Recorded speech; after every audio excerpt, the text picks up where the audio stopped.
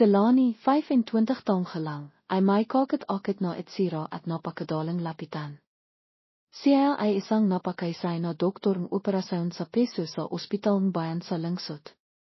Halos lahat ng mahirap na kaso ay siya ang nak-opera. Dahil sa peso niyang pinuang malasakit, marami na siyang pasyenteng nailigtas. Ang kaniyang nubayo ay sabihin siya ay takapamahalang isang kampanayang real estate kaya madalas siyang pumipinta sa iba't ibang proyekto. Kahit na abala sila sa trabaho, lagi silang naklalang oras para sa isa't isa. Kahit na makita lang sila para kimain hating gabi o makkwentihan tungkol sa mga nangyari sa araw, masaya na sila. 2 taon na silang makasintahan at nakpaplano na rin silang kasal at honeymoon sa Singapore. Nabibihay sila sa isang malap na pag-ibig at matamis na pangharap ng kaligayahan.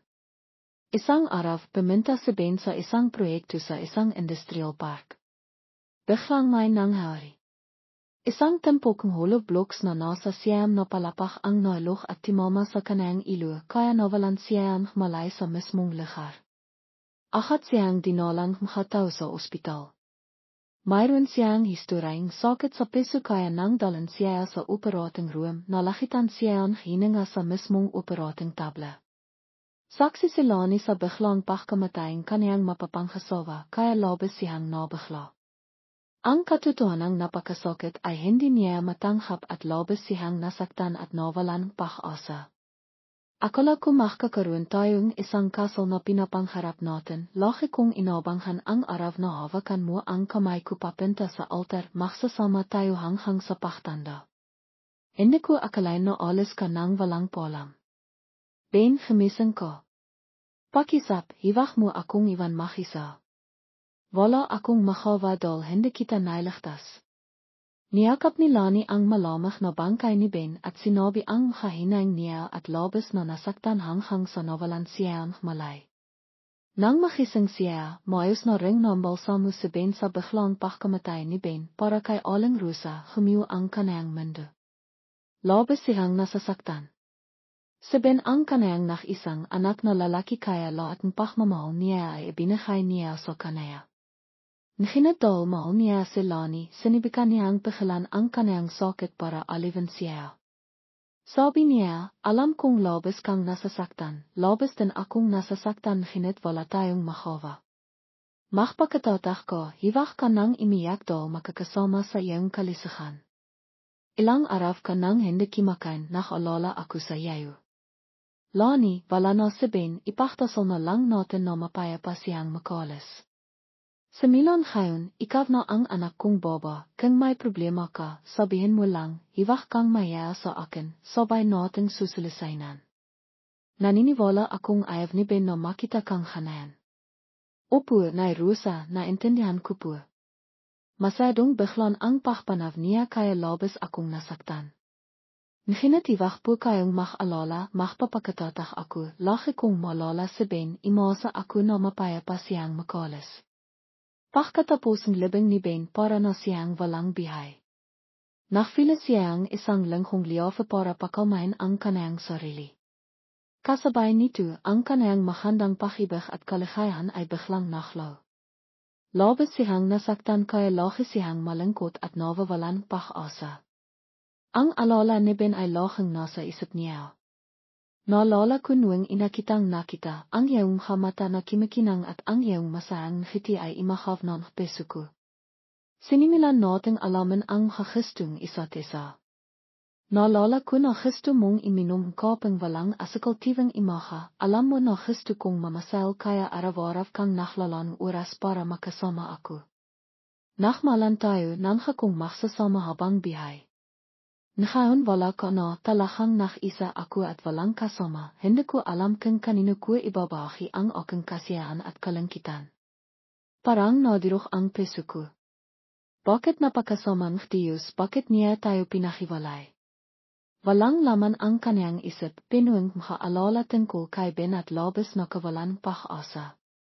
Si Lani ay isang anak sa isang napakayamang pamilya, minamahal siya ang kaniyang kamahalang simila po noong nag-aral siya. Lagi siang isang magaling na estudante, minama al siang kanang magagiru at kaibigan sa kanang kabaitan at pogiging pala kaibigan. Ang kanang pag-ibig kay Ben ay napakaganda rin. Lahat ng bagay sa kanang bihay ay maayos. Ngayon na wala na si Ben sa kanang tabi, pakiramdam niya ay gemiw ang kanang mundo. Si Lani ay napakaganda at matalino kaya maraming lalaki ang may gusto sa kanaya. Hanggang sa makilala niya si Ben, nakakastiyan sila sa inang tinghan. Pareho silang humagisto at pananap sa bihay kaya lalong imispong ang kanilang pagmamalan. Ang pag-ibig ay binyo sa tiwala at pag-inawa, kaya nang mawala si Ben, labis siyang nasaktan. Ikaw ang isang tong mahal ko, ikaw lang ang nagpapasaya sa akin. Kung pumayag lang sana akong magpakasal noong bagong graduate ako, hindi sana ako nagsisisin ngayon. Siguro may mga anak na sana tayo na maliliso. At kaya bakibig. Kasalanan ko dahil hindi ko pinaalahan ang sinabi mo laki kong inina ang aking karera. Sinisisi ni Lani ang kanang sarili at pinapahirapan niya ang kanang sarili. Hindi siya nakikipag-isap at hindi rin siya kimakain, kinakilong niya ang kanang sarili sa kanang silid para nanaman ang sakit. Hindi niya pinapansin ang lahat ng pag-alalang kanang hamahalang. Kaya nagsimilang himina ang kanang katawan, ang sakat sa kanang peso ay patiloy na limalala sa isang katawang nawawalan ng bihay. Nakikita ang hamahalang ni Lani na lalong nanghangayat ang kanilang anak na baba, kaya labis silang nasasaktan. Sinibikan nilang payan siyang hinit wala ring nakbaho. Laba siyang nalilinot sa sakit kaya hindi siya kayang hayon kanang hamahalang na patiloy na mahtisa at mawalan pag-asa. Si aling ama ay laching nasa tabing kanang anak na baba para alivin siya, wala na si Ben para mapaya pa siyang makpahinga at makalis, makpakatatah ko. Sigiradong ayaw niyang makita kang pinapabayan ang iyong karera at kinabikasan. Sa mangbert ay piniling payan siya, ang patay ay patay na, ang bihay ay dapat makpatiloy. Kung talakang mo si Ben, mabihay ka para sa kanaya, hiwak mong sisihin ang iyong sarili. Gusto kong makita ang anak kong baba na masaya araw-araw. Pumunta rin sa China para bisitahin at payahan ang kanang kaibigan, isa kang magaling na doktor na may pisong maglingkod sa lipinan, tumutulong sa maraming tao na mabihay. Panahon na para bumalik ka sa iyong trabaho at sa iyong pangharap sa bihay. Ayaw ni Lani na mag-alala ang kanang hamahalang at matalik na kaibigan. Sabi niya, bikas babalik na ako sa ospital, hiwak kayong mag-alala. Hinikayat niya ang kanang sarili, malay mo makapagbigay akong kasiyahan sa hatong may katilat na kalakayan, hindi na maktirisa ang hamakasintahan. Laching ibinibius ni Lani ang kanang buong atensyon sa kanang trabaho, nahinit ang sakit sa kanang peso ay nananatili. Isang araw, habang nak-opera siya ang pasyente, nagsimilang manhinak ang kanang kamay. Labis siyang nakilat. Higit sa siniman, alam niya na labis siyang natatakot. Ang pagkamatay ni Ben ay naging bangungot sa kanaya. Nakpatingin din si Lani at limabas na mayroon siyang acute stress disorder dahil sa labis na presyon at stress. Labis na nalungkot si Lani dahil ang operasyon sa peso ang kanayang peso. Sinibikan na China na isa ring psychologist na payahan ang kanayang kaibigan. Dapat mong ipagpaliban ang iyong trabaho para gumaling ka, kapag bumalik ka sa trabaho, mas magiging tiwala ka. Pagkarinig nito ni Lani, labis siyang nakilat dahil hindi siya makapaniwala na ito ang totoo. Nawala ang kanayang nubayo, ngayon ang kanayang karera ay unti-unting bumabagsak. Nalilito si Lani. Limapit sa China sa kanaya at sinabing, bitawan mo ang habigat sa iyong peso, ang mahalaga ay hiwak kang masyadong mag-isip dahil lalo lang lalala ang iyong sakit. Labis na masasaktan si Ben kung malalaman niya ang iyong kalakayan, mabihay ka ng maayos para maging karapat-dapat sa kanayang pagmamahal. Ang tinay na pagmamahal sa isang tao ay ang pagpapanatag ng kanayang loob. Nag-isip pa rin si Lani, iyon ba ang totoo? Hindi na ba ako makakapagpatiloy sa pag-opera? Ang bagay na ito ay parang kamatayan sa kanaya. Tumingin siya kay China at malungkot na sinabi, wala na bang parang para gumaling ang sakit ko? Kailangan ko bang magrisik? Nang tumango sa Gina tiliyang gemiu silani. Nana imek siya nang matachol at tumayo himahakpang nang mabigat palabas ng silit. Nach alala sa Gina kaya sininda niya siya hatit na kita pawi. Hindi ako iwi gistu kong bisitahan sa ben. Tinala na Gina ang kanang kaibigan sa pentot ni Ben lemiut silani sa harap ng pentot ng kanang nubayo, tumitilo ang kanang khaliha at sinabi, alam mo ba? Sinibikan kong kalimitan kon hinit hindi ko pa rin makava. Alam ko na namatay ko dahil sa aksidenten hinit hindi ko pa rin mapigilan ang sisihin ang aking sarili. Sa payong lahat, bimalik na rin ako sa trabaho, na hinit may nangyaring masama, hindi na makapag-opera ang aking kamay. Ben, anong gagawin ko? Ang hiling sinahang araw ay nawala rin na nagbigay doon somehow maitim na ilap na nagpapadilim sa langit. Napakabilis ang pagdating malakas na ilan. Imipo sila ni sa ilan, niyakap ang pentot ni Ben at imiyak ng malakas. Para niyang ibinius ang lahat ng sakit at bahati sa kanang peso. Timakbo sa Gina para dalhin ang kanang kaibigan sa kotse para maksilong. Matigas parang lumiliot sila ni sa harap ng pentot ni Ben at imiyak. Naisip na Gina, okay lang na makpalan ko, imasa ako na mapapahan ilan ang iyong kaluban. Maaring mapawing ilan ang ilan sa makakalangkitan at kapaitan ng hanakarang araf. Patiloy na limiut at imiyak sila ni sa ilan. Ang ilan ay parang bumibiyos na tibak kasama ang malakas na hangin na nakpapalipat ng alikabok at tumatama sa lipa. Parang sinasabing ilan ang sakit at lamang na nararanasan niya. Nang timahal ang ilan, wala na rin siyang lakas para imiyak. Basa siya at nanghang hinagdal sa lamang. Ayaw na Gina na makalala ang kamahalang nila ni kaya dinala niya siya sa kanang bahay para alahan. Nang makarating sa bahay ni Gina, inihanda niya ang palihan para sa kanang kaibigan. Sa paglablob sa malihamham na tibak maski mama silani. Timawak sa Gina kay aling ama, hayan niyo po minang maklaro silani sa bahay namin ngayon. Sige, subikan mo siyang bayan. Maraming salamat sa iyo. Iwak po kayong magpasalamat, silani ang pinakamatalag kong kaibigan, gagawin ko ang lahat para tilinghan siya. Pagkatapos ay naglito sa Gina ang ligaw para guminawa ang pakiramdam ng kanang kaibigan. Limabas silani mila sa banaw. Sabi ni Gina, timawak na ako sa kamahilang mo. Dito ka na matilok ng kayong hobby. Gusto mo bang iminom ng alak? Pwede. Sumisamsam silaning vinahabang sinasabing, maraming salamat dahil laki kang nasa tabi ko. Hinawa ka na Gina ang kamay ng kanang kaibigan at sinabing, matalik na tayong magkaibigan simula pagkabata, hindi ko kayang pabayaan ko kapag nahirapan ko, nahinit may makabahay na kailangan mong paktonan ng makisa. Nasa harapan po ang iyong kinabikasan, imasa ako na palahan mo ito. Wala na sabihin, iyon ang katotohanan kailangan natin tanggapin. Ayaw mong tanggapin, hindi na rin mabibiyay sabihin kapag mas naktirisa ka, mas malilinot ka sa kawalan pag-asa, walang siniman ang morang magdala nito para sa iyo. Lani, gusto mo bang mapayapang makapagpahinga ang kaliliwan niya? Naman, bakit mo sinasabihan? Iwak mong sisihin ang iyong sarili at limakang person para sa iyong sarili, hindi mapayapang alas sabihin.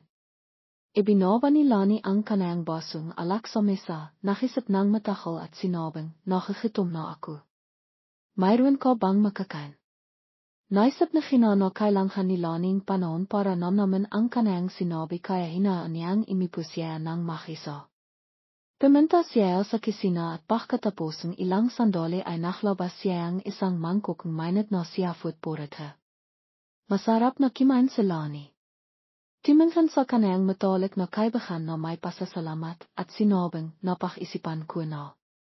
Ang pagre-resign ay ang pinakamaysay na solusyon para sa kalagayan ko ngayon, wala na rin akong sapat na kumpiyansa para mag-opera.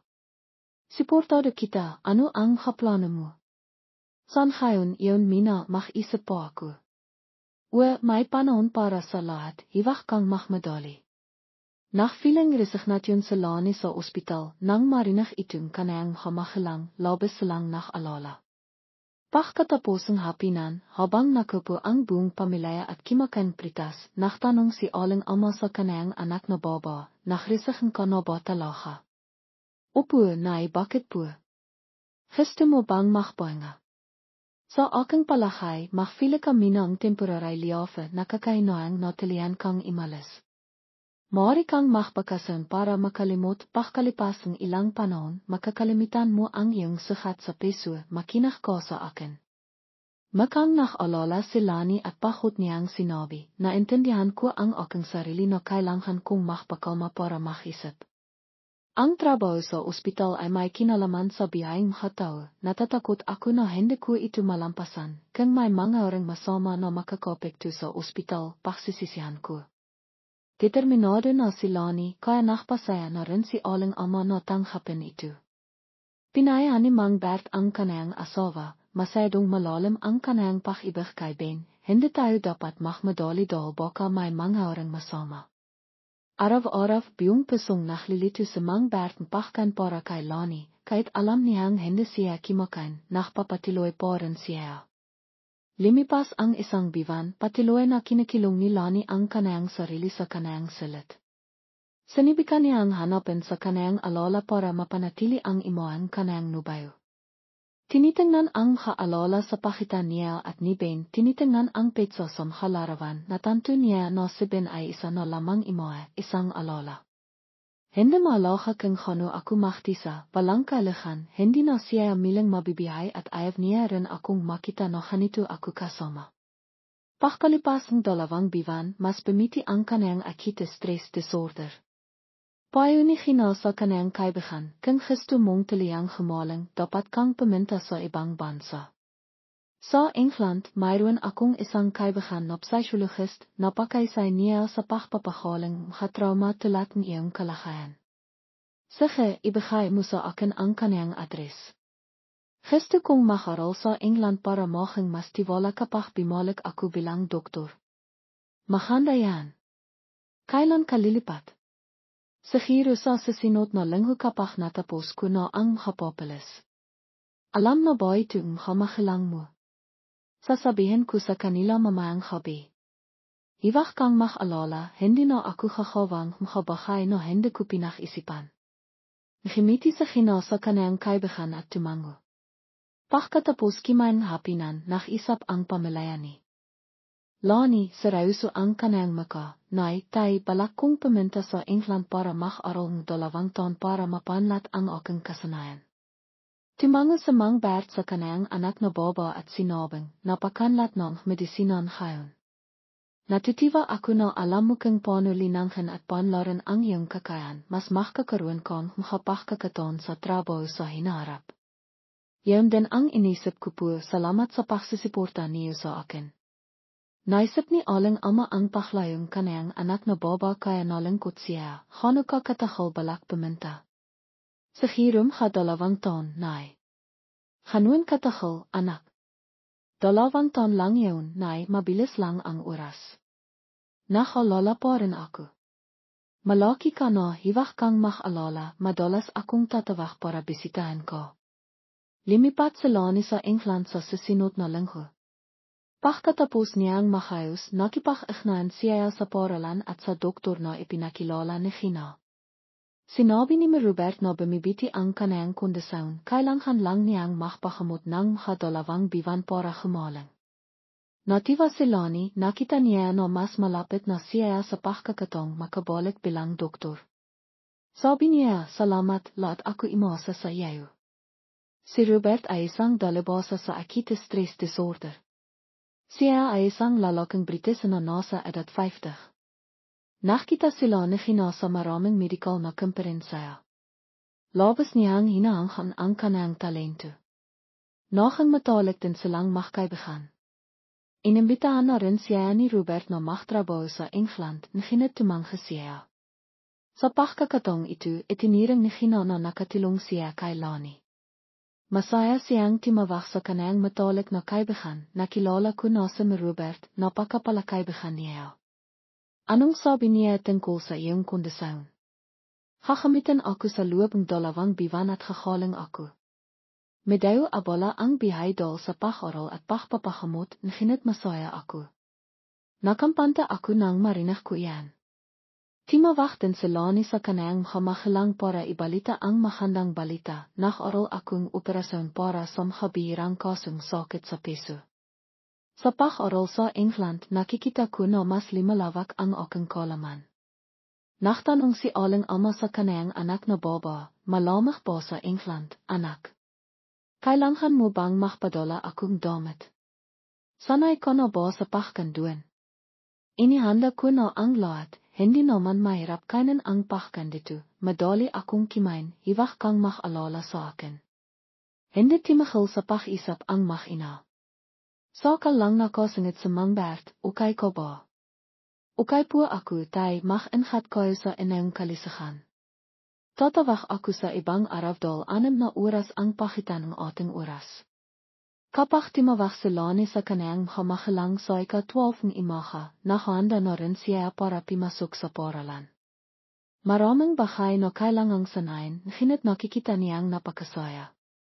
Matagal nang magkaibigan sina Martimeng at Robert. Nagtatrabaho si Robert sa ospital king sa namiminan sa Martimeng sa England. Malapit nang pumunta sa Martimeng sa England para sa trabaho dahil pinapalawak ang ospital. May itsira sa Martimeng, kahit na malapit na siyang mag-60 taong lang, napakagwapo pa rin niya. May tradisyon pagnanakasaw ang kanayang pamilya. Kahit na napakatagumpay niya sa pagnanakasaw, hindi siya maswerte sa pag-asawa. Sa edad na 24 minana ni Timeng ang nakasaw ang kanayang kaninino. Pagkalipasang 2 taon, pinakasalan niya si Filay, ang isang anak ng isang kilalang negosante. Malapit din ang relasyon kanayang pamilya sa pamilya ni Timeng. Ipinanghanak ni Filay kay Timeng ang 3 anak, isang baba at 2 lalaki. Sa loob ng 10 taon na magkasama, nagkaroon si Filay ng kanser sa baga. Sa loob ng 6 na buwan, kinailangan niyang labanan ang sakit at tinis ang labis na sakit. Kahit na nagsikap ang mga doktor na gamitin siya, hindi bimiti ang kanayang kondisyon ngunit lalo itong limala. Sa hili, hindi rin nakayanan ni Filay. Bago siya mamatay, sinabi niya ang kaniyang haling habilin para na akong naibisan sa lampara.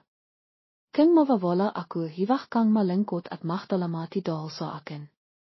Ang mahing asawa mo ang pinakamasayang bahay sa bihay ko, wala akong pinagsisisihan. Nag-alala lang ako sa iyo at sa ating mga anak dahil mawawalan kayong kasama. Pimili na akong maraming damit para sa iyo at sa ating mga anak, natatakot lang ako na hindi ito sapat dahil mabilis silang limalaki. Napakalit po ang ating mga anak at kailangan nila ako, ayaw ko silang iwan. Sa iyo, kahit na mahalaga ang trabaho, hiwag mong kalimitang kimain, hiwag mong hayan ang iyong sarili na magkasakit. Ang kong gustong sabihin ay manap kang isang babaeng magmamahal sa iyo, magmamahal sa ating mga anak at ipang may makakasama ka sa iyong kahalakan at kalangkitan, imasa talaga ako na magiging masaya ko. Hiwag kang magsalita ng hanan, hakaling ka rin, ikaw lang ang asawa ko sa buong bihay ko, magpakaling ka at ako na ang bahala sa ating mga anak. Salamat dahil labis mo akong minahal, ayaw ko. Mabihay kang makisa sa natitirang bahaging iyong bihay kung may makilala ka na gusto mo magpakasal ka ilit. Kung hindi mo kakawinyan, alas ako na may sakit sa puso. Pakisap, hiwag ka nang magsalita, makakalit ako. Magpakatatag ka para makasama kaming ating mga anak. Pagkasabi niyon ay tinilinghan ni Timeng na bimangon ang kanayang asawa, kaya sana siyang tibag para inimin niya ng biglang nairapan himinga si Filay. Mahigpit niyang hinawakan ang kanayang dibdib na parang sinisibikang pigilan ang matinding sakit. Ayaw niyang simahaw dahil natatakot siyang masaktan si Timeng. Bigla siyang imibu ng tuloy-tuloy, may hawak sa kanayang kamay na isang pilimpong malalim na pilang dugo, ang kanayang mga mata ay naging blanco, inti-inting nawawala. Ang kanayang mga kamay ay bimaksak sa kama, hininga na ang kanayang haling hininga. Niyakap ni Timeng ang kanayang asawa, tinawag niya ang panghalan ni Filay, ngunit wala pa rin siyang reaksyon. Labis siyang nasaktan nang makita ang kanayang asawa na nakaiha ng walang bihay. Limapit na rin ang mga anak ni Filay para hawakan ang kamay niya ang hinit ang mga kamay niya ay nohang malamig. Simahaf silang nakakawa na parang dinidirok ang piso ni Timang. Namimila ang kanayang mga mata, hengal na hengal ang kanayang kaluban, nakilat siya at labis na napiktihan. Sa hiling sandali patuloy ko parang nakalala sa akin. Talaga bang alis ka na? Labis kang nohang infire sa akin. Paano na ako at ang ating mga anak? Sino ang makakasama ko sa kahalakan at kalangkitan tatanggapin ko ang ating mga anak ang katotohanang nawala ka na? Ang kaluban ni Timang ay mahilo na parang dondong hilo. Nalala niya ang hitsira ni Filay sa edad na 18. Siya ay isang dalaga na sobrang handa at napakalambing. Sininda niya siya sa loob ng 5 taon bago nakya ang kanayang pagsang-ayon. Nang tanggapin niya ang kanayang alok na pakasalan siya, sobrang saya niya. Akala niya magiging masaya kami habang bihay, naghinatinola ko ang sakit at iniwanan mo kaming iyong mga anak. Sa libing ni Filay, malungkot na niyakap ni Timang ang larawan kanayang asawa ipang mahbigay-bigay sa lahat na dimating. Sinibikan niyang pigilan ang kanayang sakit para panghalakan ang kanayang asawa at mohang haliging mga anak. Hindi nakikita ang kanilang ina, naktatoka ang mga bata at naktanong, nasan si inay, tay? Lengkot niyang sinabi, nasa malayo ang iyong ina, ilang araw po at babalik siya. Sa paktangan sa kanayang mga anak, nasaktan ang kanayang piso. Si Aling Clara, ina ni Filay, ay nakakitang balo at nalila kaya liba siyang naktalamhati sa kanayang mga apo. Dahan-dahan siyang naksalita, masayado kang abala, gusto kong alakan ang iyong mga anak, ano sa tingin mo? Salamat sa pag-isip sa akin. Namatay lang ang aking asawa, ayaw kong limayo sa mga bata. Kung mahal mo ako at ang aking mga apo, di malaf ka paminsan-minsan, alakan namin sila at sisibikan namin mahlang oras para makasama ang mga bata. Iwag kang mag-alala, hindi ako magiging abala sa trabaho at kalimitan ang aking mga anak. Nag-alala lang ako na mahirapan ko kaya gusto kong tilinghan ko, gusto ko ring hampanan ang tungkulin ng isang lola. Inayos mo na ang lahat, kapag kailangan ko, hingi akong tulong sa iyo.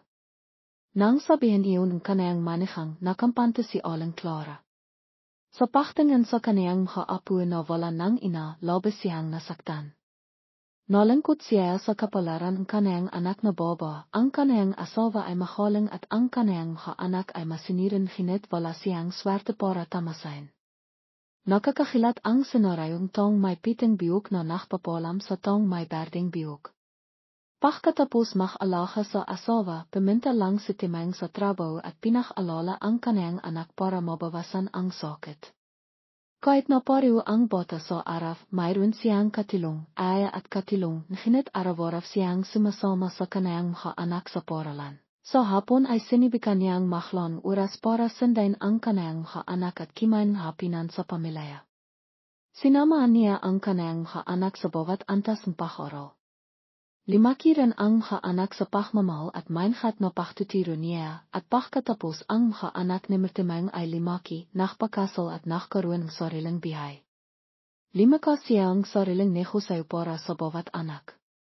Araw-araw pagkatapos ang nakakapahot na oras ng trabaho, imiwi siya sa isang bahay na may kawalan at kalangkitan, ang masayang pagtawa at isa pan ay katahimikan na lang ngayon. Ang tinuhlang kanayang katilong na sumasama sa kanaya at ang katilong. Higit sa 20 taon pagkatapos ng hapinan, kinikihan niya ang larawan ni Filay para tingnan at kausapin ang kanayang asawa, limaki na ang ating mga anak, nakikita mo ba?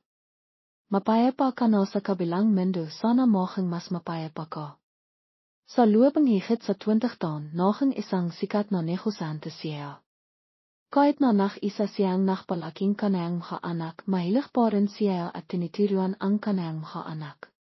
Ang kanayang mga anak ay nohang matagumpay din at may masayang pamilya. Hindi niya kailanman naisip na magpakasal milyon peso siyang nabibihay para sa kanayang mga anak at sinibikang palakihan ang kumpanya. Mayroon siyang hitsira at isa siyang napakatagumpay na negosyante, kaya hindi kakanti ang mga batang bobo maraming mga bobo ang himahabol kay Martimang, humakawas silang iba't ibang paraan ipang makalapit at teksin siya. Ngunit hindi pa rin siya natitinak. Sa halip minamalit niya ang mga taong hindi marinong palahan ang dignidad at sakim sa pera. Mas pipiliin niyang gamitin ang pera ipang tulungan ang mga taong nahihirapan kaysa hayan ang kanayang sarili na mamihay ng pabaya. Tinayan din siya ang kanayang matalik na kaibigan, timang matahol na ring na wala si Filay. Bakit hindi mo isipin ang sarili mong kalagayan? Tao ka lang, hindi ba ito mayroon kang nararamdaman? Hindi ka ba natatakot na makisa? Hindi kita pinapayahang mamihay ng pabaya, ngunit mori kang makpakasal mili ipang may makakasama ko. Mas malungkot pa ba sa pag-ibig at paglabas ng makisa? Salamat, ngunit hindi ko pa yun naisip, sagot niya. Hindi ko makalimutan ang imoy ni Filay na walang makawa sa paklaban sa sakit at namatay na may pagsisisi. Ilan ang nabibihay na walang pagsisisi? Walang perpekto sa mundong ito. Isipin mo na lang na kung bihay pa sa Filay gesturen niyang maging masaya ko. Mas malipit pa ba sa pagiging makasarili sa iyong sarili? Lalo na't may kanay-kanay ng bihay ang iyong mga anak, ano pa ang iyong inalala? Sa totoo lang, pakiramdam ko hindi na rin ako bata, at mahirap na rin tumanghap ng bakong pagmamahal. Natatakot ako na kapag nakapakasal ako mili, mag-agawan ang madrasta at mga anak sa ari-arian, nakakapagod isipin. Masyado kang nakalala. Sino ang nakakalam kung ano ang mangyayari sa hinaharap? Kung palagi kang natatakot, paano ka mabibihay ng malaya? Bitawan mo ang habigat ipang mapanatag ang iyong kaliliwa. Alam kong mahal mo ang iyong mga anak, ngunit kailangan din natin magkaroon ng sarili nating bihay, iyon ang tama. Pakisapan na lang natin iyan sa ibang araf. Malapit na akong pumunta sa England para sa trabaho sa loob ng isang buwan. Pinalalawak ang ospital doon, kaya kailangan kong puntahan iyon.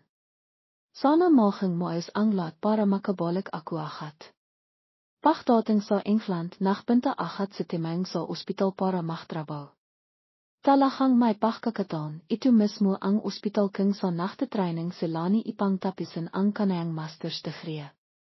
Ipinakilala ni Robert si Lani kay Martimang, siya si Lani, matalik na kaibigan ng isang kakilala sa Pilipinas.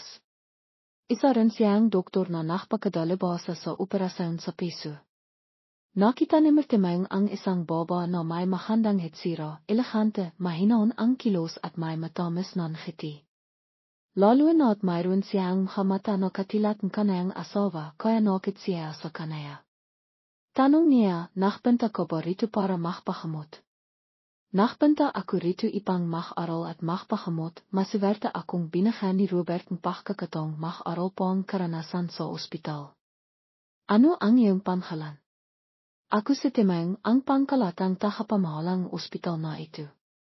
Sumangat si Robert, isa siyang resident doktor na ipinadala rito, napakagaling niya. Kung gusto mong magpagamot, maaari mo siyang subukan. Naisip si Martimang, pumunta na ako sa maraming doktor para sa aking sakit, kung magpapopera ako, hindi mataas ang pagkakataon, dapat ko bang ipagkatiwala ang aking biyahe sa kanaya.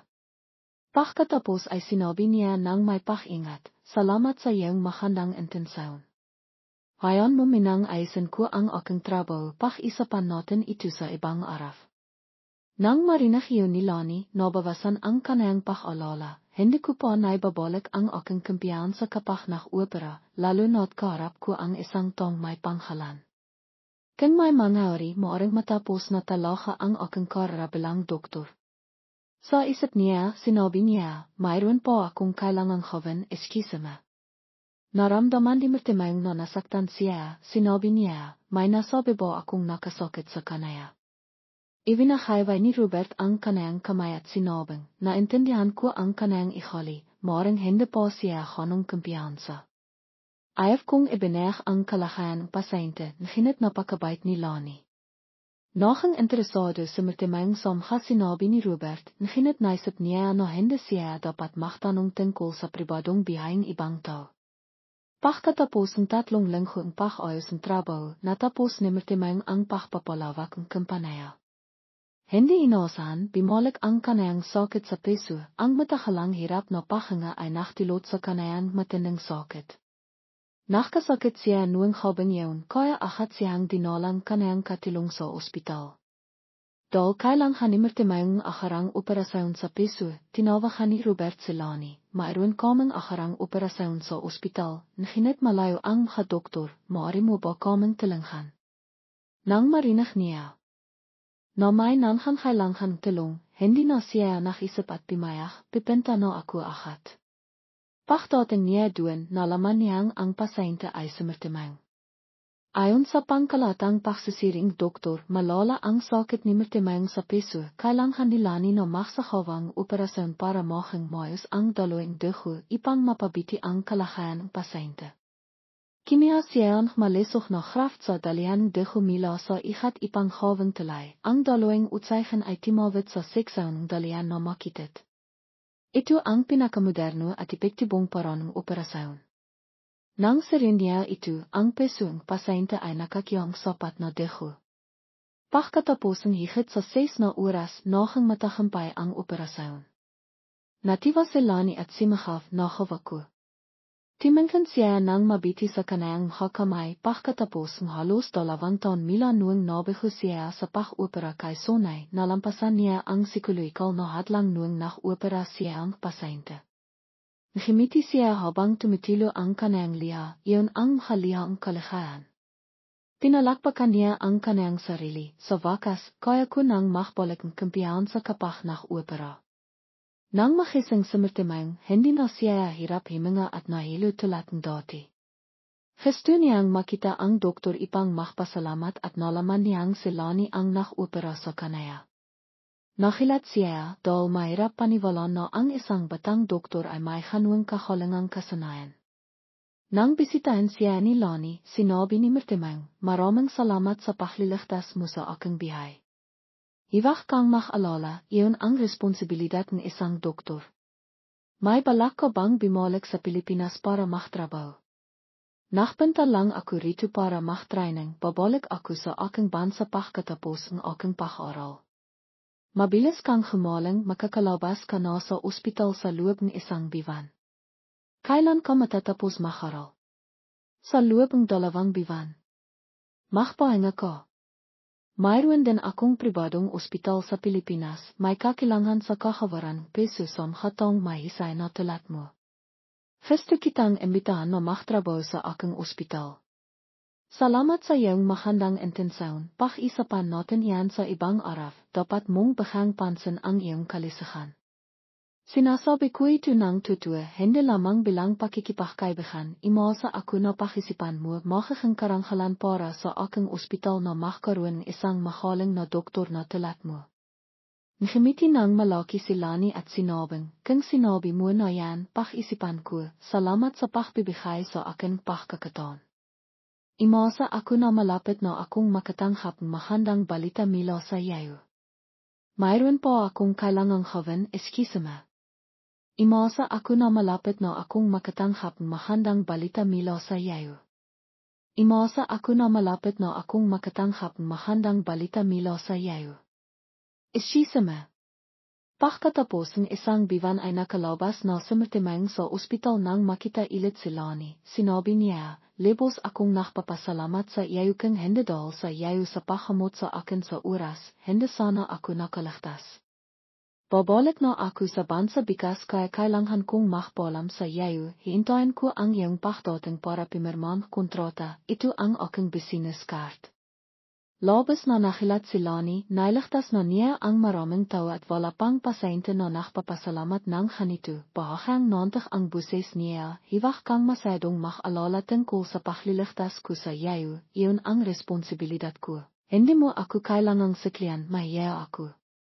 Sinabi sa akin ni Rob na mataas ang pagtatasan konso sa iyong disertasyon, kung gagamitin ito sa medisina sa bansa, mas mabiti pa, magkakaroon karagdagang pag-asa ang mga pasyente. Imahanga aku sa iyong talento at nais kong makipagtilinghan sa halip na gamitin ang iyong kabaitan sa pananaliksik sa operasyon sa Balbilon Peso. Imasa ako na ito ay magiging makabilihan para sa komunidad. Salamat sa iyong pagtitiwala sa akin. Imasa ako na malapit na tayong makita. Kapag bumalik ka sa Pilipinas, tawagan mo ako, tiyak. Masaya akong makilala ka. Naisip ni Mutimang na napaka-interesante ni Lani, mayroon siyang talentong hinit hindi siya mayabang, at napakapalakaibigan din nakaramdam siyang kahalakan at napakalapit. Pagbalik niya sa bansa, madalas niyang isipin si Lani, bigla siyang ngumiti. Natiwa ang katulong niyang sipil nang makita niyang mas masaya ang kaniyang amo kaysa dati. Nagtanong siya, masaya ka ba? Nakikita kitang madalas na nakangiti. Bahang nakatibili sa Mutimang nang marinig iyon kaniyang katulong, panay nalala niya ang isang dalaga kaya natatawa na lang siya ng basta-basta. Sinibikan niyang itaho ito, nakbibiro lang ako, minsan nalala ko lang ang nakaroon kaya ako nakangiti. Alam ni Paul na hindi nalalang kaniyang amo dati, kaya hinala niya na nainlufa ang kaniyang amo. Sagot niya, okay po. Pagkatapos ng isang biwan, nakatapos si Laning kaniyang pag-aral sa England at bumalik siya sa bansa. Sinalubong kaniyang makilang ang kaniyang anak na baba sa airport para ipagdiwang ang reunion pamilya. Naglito si aling ama ang maraming pagkain, lahat ng gusto ni Lani. Dahil matagal nang malayo sa bahay, gustong-gusto niyang kimain litong kaniyang ina, hanggang sa hindi na siya himinto sa pakbiri. Ang litong aking ina ang pinakamasarap, ikaw ang pinakamahisay. Tinangnan ni aling ama ang kaniyang anak na baba na masayang kimakain, nahing madamdaman ang kaniyang busis, kawawa ang aking anak na baba, ngayon na nakiwi ka na, ipaglilito kita araw-araw. Pagkatapos ay imiyak siya. Nang makita yaon, pinaya ni Mang Bert ang kaniyang asawa, mahang masaya ka para makakain ang ating anak. Tinangnan mo ang iyong ina na mahal ako habang imiyak. Nagbigay katiyakan sa Lani, madali akong pakainin, diba? Hindi na ako lalayo sa bahay, makakasama ko kayo habang bihay. Nang marinig iyon, timahal sa pahyak si aling ama at sinabing, timahal ka, kailangan mong magpakasal at magkanak, hindi ka maaaring manatili kasama namin magpakailanman. Himinging tulong si Lani sa kaniyang ama, payagan mo akong manatili sa iyo, ama. Hindi nang khas na sumagot ang kaniyang ama, hindi kita matutulungan sa bahay na ito. Nakpanghap na nalilingkot si Lani, kakiwi ko pa lang, ipinaktatabihan na ako ang aking kamahalang, nakakalingkot naman. Sinabi ni aling ama, ngayon na nakbalik na ako sa Masaya, nahinit na kita mo, ilang baba ang nakatira kasaman kanilang kamahalang habang bihay. Kailangan mong magpakasal para magkaroon kaming mapagkakatiwalaan kapag timanda na kami. Ngayon na bata ka pa, kailangan mong samantalain ang pagkakataon para magpakasal, mahirap nang magkanak sa loob ng ilang taon. Hanuman kita kamal, hindi kita maaaring panatiliin magpakailanman sa aking tabi. Nakita ni Lani na nahing masyadong seryoso ang kaniyang ina, kaya sinabi niya, nagbibiro lang ako sa inayo. Hintayin niyo ang araw na makilala niyo ang aking mapapanghasawa. Pagkabalik ni Lani sa bansa sa loob ng 2 araw, pumunta siya sa bahayng kaniyang matalik na kaibigan. Matagal silang hindi nakikita, kaya nakisap sila hanggang imaha, kinabukasan ay nakpunta sila sa pamimili. Nangyari naman na ang pinuntahan ni Lani at Gina ay isang branch ng Shine Storing Fashion ni Mutimang.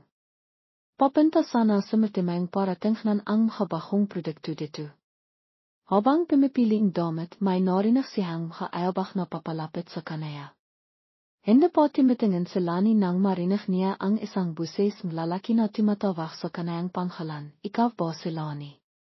Limangon siya at nakita sa Mutimang, ahat siyang sinabing, halo, nakpipinta ka rin ba rito para mamili?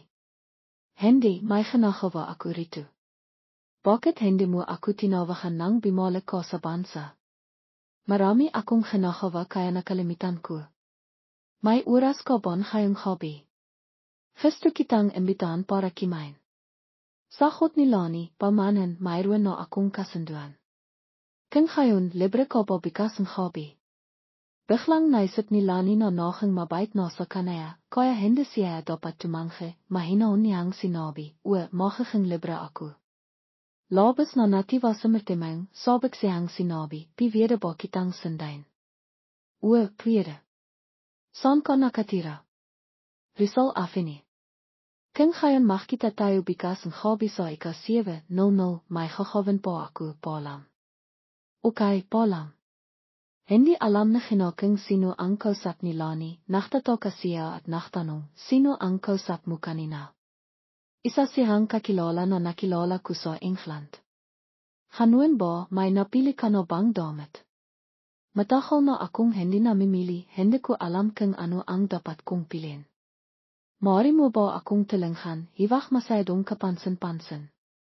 Sige. Pagkatapos mamili sa buong hapon, nakapili na rin si Lani at ginang ilang bahay na nagustuhan nila. Iniwi sa martimang na labas na nasasabik at naghihintay, bago makika 6:00 hobby ay nakahanda na siya para sa kanyang kasunduan, kimakanta po siyang isang kanta. Nakaramdam pagkataka ang katulong niyang si Elsa, hindi pa niya nakitang napakasaya ang kanyang amo, inisip niya siguro na higit sa 20 taon na ang nakalipas bago kimanta ang kanyang amo. Dapat siyang mamihay ng masaya. Pagkatapos maligo, pimili sa martimang damit at nakayos ng matagal, nang hapon ay nakpakipit siya, pimiling isang damit na napakabata at elegante, pagkatapos maglagayang pabango, bumaba siya. Timagal pa siya at tinanong ang kanyang katulong, sa tingin mo, maayos ba ang suot ko? Mukhang masigla at mas bata ka. Nang makita siyang tumawa, naiyang nagpasalamat siya kay Elsa, hindi tulad ng dati. Ngayon sa martimang ang nagmamaniw ang kanyang kotse, ika-6:50 ang hobby, himinto na ang kanyang kotse sa harap ng bahay ni Lani, maha siyang dumating para hintayin siya. Eksaktong ika-7 hobby, limabas si Lani na nakasuot ng isang eleganteng kriyam na damit, sa kanyang kamay ay isang bag na may parang tuna. Bahaya lamang siyang naglagayang makip ng hinat na pagkakanda niya, nagsimilang kimabok ang kanyang peso, alam niya na tamang siyang pagmamahal sa inang tinghan. Para kay Lani, itinitiring lamang niya siya bilang isang kaibigan, nagdamit siya ng may paghalang at pagkamahalang. Tiningnan niya siya na parang namangharap kaya siya na mayayain niyang nagtanong, matagal ka na bang dumating? Dumating lang ako kanina lang.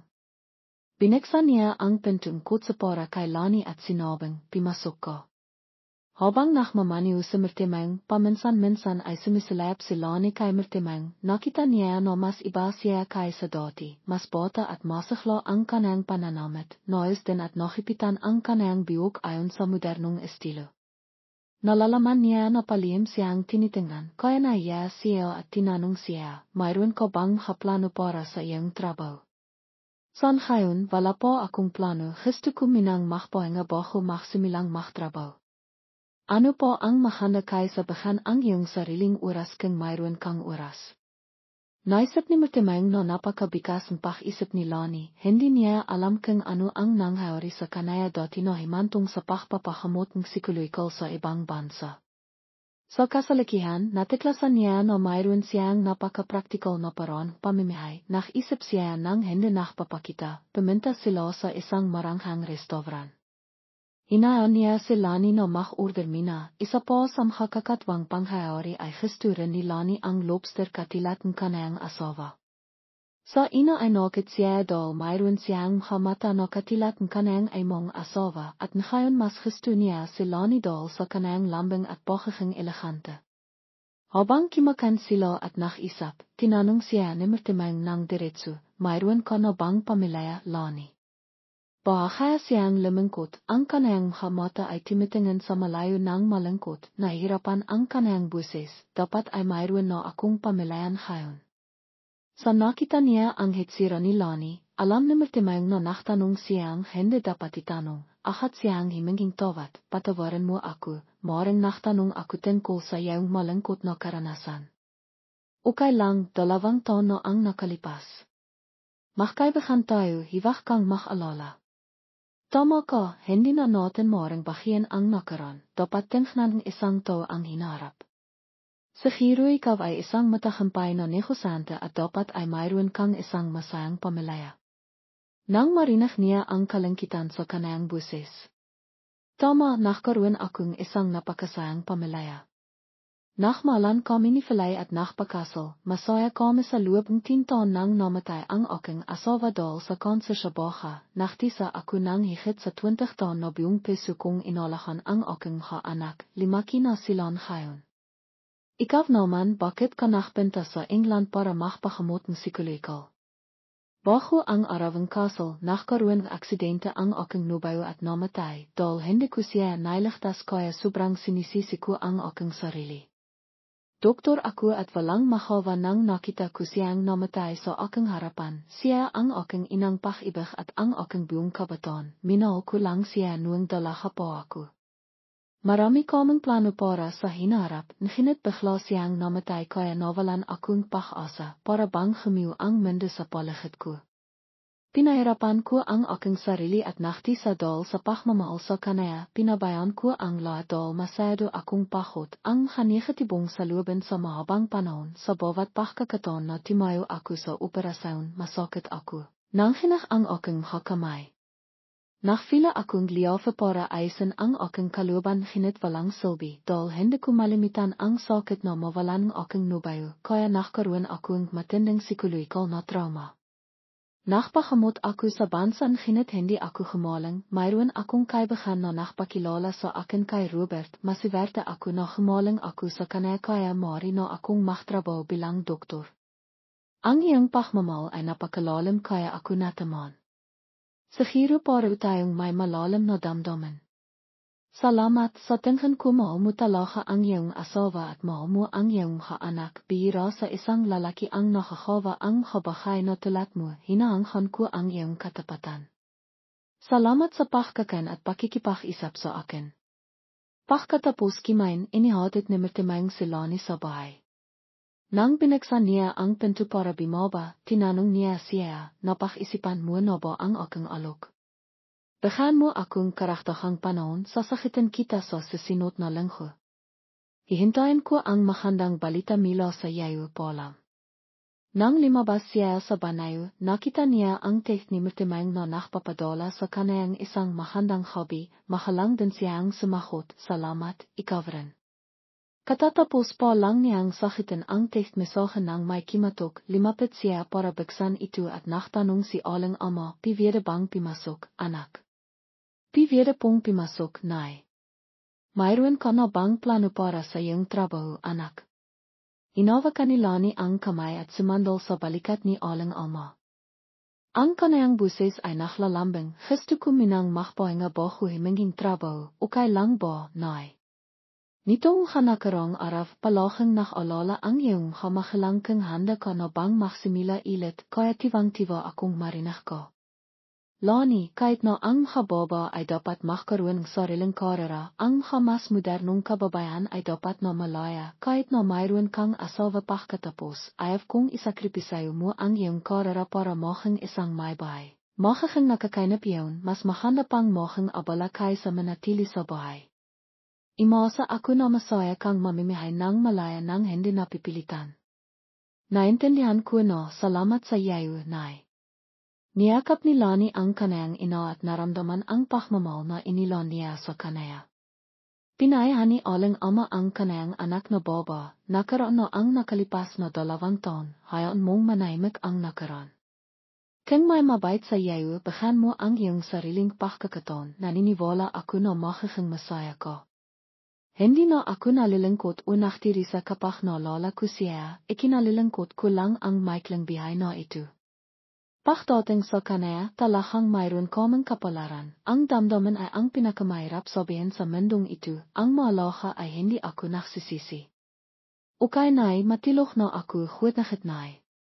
Pagkatapos ng isang linghong pag-isip, napagtanto ni Lani na nagtrabaho na siya sa isang malaking ospital. Noong araw na iyon ay nagkaroon siyang psikolikal na trauma, alam ng lahat na hindi niya gustong bumalik kung saan mayroong malungkot na alala tungkol kay Sonay. Bilang isang pagkakataon para sa kanayang sarili na magtrabaho sa isang pribadong ospital, sa hili ay tinanggap niya ang alok ni Mirtimang. Pachkataposing 3 biwan pachtatrabaw, selani ay nakkaroon maraming mahirap na operasyon hinit napakatagumpay, kinempirma din niya ang kanayang panghalan sa Bagong Ospital, pinipiririn siya ang mga doktor sa kanayang larangan. Sa panahon na naktatrabaw siya rito, madalas siyang dalawan ni Mertemang at makasabay silang kimakain na masaya, kaya inti-inti silang nakaunawan sa isa't isa. Madalas na inorganisa ni Mertemang ang kanayang regular na empleyado para paminta sa mga turista, gusto niyang si Mama Silani kaya inanayaan niya siyang kimain at sabihin sa loob ng 2 linggo. Inorganisan kampanaya ang pagpunta sa ilang lugar sa bansa, gusto kong hantampalan ang hapiling empleyado at palawakan ang negosyo sa turismo. Inimbitahan ko rin si Robert na dumalaf sa Pilipinas. Imasa ako na may papromote ko ang industriya ng turismo sa ating bansa sa ibang bansa. Maaari ka bang sumali para maksaya? Maaari mo ring isama ang iyong kaibigan kasama sa ating Rita ang Bull, Chibi at Davao. Salamat sa iyong kabaitan, sasakitin kita mamaya. Hihintayin ko ang magandang balita mula sa iyo. Napakahandang makusap nilang dalawa. Nang imabot sa ika-9 gabi, inihadat siya ni Mertemang, pagkakait niya ay tinawagan siya ni Gina, may alam ka ba? Tungkol sa ano? Babalik si Robert sa Pilipinas sa susunod na linggo para magpakasyon, matagal na kaming hindi nakikita. Alam ko na. Paano mo nalaman? Mayroon akong kaibigan na makasama kay Robert na imbitahan din akong sumali. Gusto mo bang sumama? Magandang ideya, matagal ko na ring hindi binibigyan ang aking sariling pakasyon, isasama ko sa pagkakataong ito. Sino ang iyong kaibigan? Ang taong nakilala ko sa England dati, ilang beses lang kami nakita at sobrang hilig niya na. Noong nasa England ako, nagkaroon akong operasyon sa peso para sa kanaya, kaya gusto niyang siklian ako. Yun pala, kung ngayon bikas tayo mamimili, ipinakilala lang sa akin kahapon ng ilang lugar na magandang mamili. Okay, nginitiwag masyadong maliw, nitong nakarang taon halos nakamit ko na ang lahat ng aking ipon. Iwag kang mag-alala, papinan ko, masarap talagang magkaroon kaibigan na mayaman. Kung ngayon hindi ako magiging mahalang, kaya makita tayo bikas ng gabi. Kinabikasan, sinendo ni Gina sila para mag-almusal ipang maganda para sa biyahe. Nang mamamili sila sa buong araw, sabik na sinabi ni Gina, alam mo ba kung saan tayo pipinta sa biyaheng ito? Ang sabi nila ay pipinta tayo sa Bull, Chibi at Davao. Ilan ang plano mong ihanda kapag masyadong marami tayong dola, hindi tayo komportable. Hiwag kang mahalala, ako nang bahala. Ngayon init at patungo na sa kasalukihang isu, ang mga damit ay dapat maliwag at masigla. Nakita ko na may 3 destinasyon na patungo sa dagat, kaya tiyak na kailangan tayong bimiling swimsuit, diba? Kaya bibigyan natin prioridad ang mga damit na komportable. Sa Bull, dapat tayong magsuot ng barut saya, dahil maraming templo, dambana at simbahan, bigyan pansin natin ang pagkamahalang, ano sa tingin mo? Pagkat tayong bindog at biro sa Davao, dapat magsuot tayong angkop na damit para mapanatili tayong mainit, ano sa tingin mo, Gina? Kaya tayong maraming masasaya at kakaibang larawan para may tala ang makakandang sandali kapag nakbiyahe at ipost sa Facebook. Talagang napakagaling mo makan, komportable at mahalang na damit ay sapat na. Hindi ganun ang pag-ihali mo, kailangang marinong manamit ang hababa, may kasabihan na maganda ang tao dahil sa sitla, lalo na't maraming tao sa biyahe, kung hindi tayo mamimikot tangi, kailangan nating magkaroon ng isang espesyal na tampok. Kung ngayon ipinakakatiwala ko ang lahat sa iyo. Okay. Paminta ang dalawa sa bawat tindahan, pinili din nila ang mga bahay na kailangan nila. Pagkaiwi sa bahay, naiha sila ni sa kama, at walang bihay na sinabi ni Gina, aminin ko, nakakapagod talaga, matagal na rin akong hindi nakakaramdam ganito, ang saya talagang gumastos ng pera nang hindi nakisip, masyado na akong pagod. Gusto ko lang matulog. Nasasabik sa Gina na makabiyahe sa totoo lang ginawa niya ito dahil gustong maging masaya sila ni Kaysa noong nakarang taon. Hende pa nakakapaghlibot silani, gistu kong gamitin ang pagkakatong itu para magkaroon karanasan ang kaibigan ko sa bihay na masasayang. Nang habang yun, tumiloy silani sa bahay ni Gina at magkasama silang naglito. Iniwan ni Lani ang lahat ng kanayang habakong binilang hamit sa bahay ng kanayang kaibigan. Kinabukasan, bumalik siya sa kanayang bahay para himinging pahintulot sa kanayang hamahalang. Balak kong magpakasan kasama sa Gina, kasama namin ang gripo kaya hiwag kayang mag-alala. Sinabi ni Mang Bert sa kanayang anak na baba, magandang balita. Dati abala ka lang sa pag-aral at pagkatapos ay nakatun sa trabaho, dapat kang magpakasan para makapagpahinga. Bata ka pa, kaya dapat mong samantalahin ito. Nachtagdachten si alang ama sa ninayo balak paminta. Halos lahat ay nasa buong sentral Luzon, ang halang hinto ay ang sahada. Hano katahol ka pipinta. Sa hiram ay 10 araf nai. Hiwag kang mag-alala, madalas akong tatawag. Handa mo na ba ang iyong hahamit? Halos tapos na, nai. Kiniani alang ama ang isang bankkaart at ibinigay sa kanayang anak na baba, sabay bigay, gamitin mo na lang ito para gumastos. Sa loob ng 2 taon, ikaw ang nag-asikaso sa iyong pag-aral sa ibang bansa, maraming beses naming gustong magpadala sa iyong pera, hindi mo tinanggap. Ayaw mong tumulong kami kaya ito ang regalo na ibinibigay namin sa iyo, tanggapin mo ito para mapasaya kami. Ayaw tanggapin ni Lani, nay, hiwag kayong hanan, kaya ko pa rin ang sarili ko, gamitin niyo na lang para sa inyong sarili. Wala pa akong nakakawa para sa inyo, kaya magtatrabaho na lang ako para sa pera ninyo. Mayroon pa rin akong pera. Sa loob ng 2 taon sa England mayroon din akong magandang kita mila sa pagtatrabaho. Alam kong mahal niyo ako, kung kailangan ko, hingi ako sa inyo. Sinibigan pa rin hikayatin ni alang ama, kinan mo na lang ito para sa iyong proteksyon. Sinabi ni Mang Bert kay Lani, tama ang sinasabing iyong ina. Mapagmahal ang iyong anak na inawan ko ang iyong peso, kinan mo na lang. Timangan sa Lani sa kanayang hamahalang at may liha sa kanayang hamata, bimibiyak din ang kanayang buses, napakabitin ninayo sa akin. Pinakalitan ng alang ama ang kanayang anak na baba. Ang tanga mo talaga, kung hindi kami magiging mabiti sa iyo, sino pa ang magiging mabiti? Sige, paminta ka na para magandang iyong hahamit. Okay, nay. Bumalik si Lani sa kaniyang silid, masaya siya at malungkot. Masaya dahil palahang pinapalahan at minamahal siya ang kaniyang hamahalang, malungkot dahil nag-alala siya sa kaniyang hamahalang. Nangako siya sa kanayang peso na hindi na niya milanghayon ang kanayang hamahalang na mag-alala ng ganito. Kinabukasan, upisaw na nagsimula ang bakasyon. Tiwang-tiwa si Robert na makita sa Gina. Nakaupo sila sa panghalawang hanayang ipuan, nagpalitan sila ng habahong teklas sa medisina noong ginagamot ang psikolohikal na sakit. Nakipag-isap naman sa mertemang kay Lani. Kahit na makakilala na sila at medayo nakakaintindihan na iya pa rin siyang makaupo malapit, bukod pa rito, may ihali si Lani na antikan kapag nakmamaniw, natatakot siyang makabala kay mertemang sa mahabang biyahe.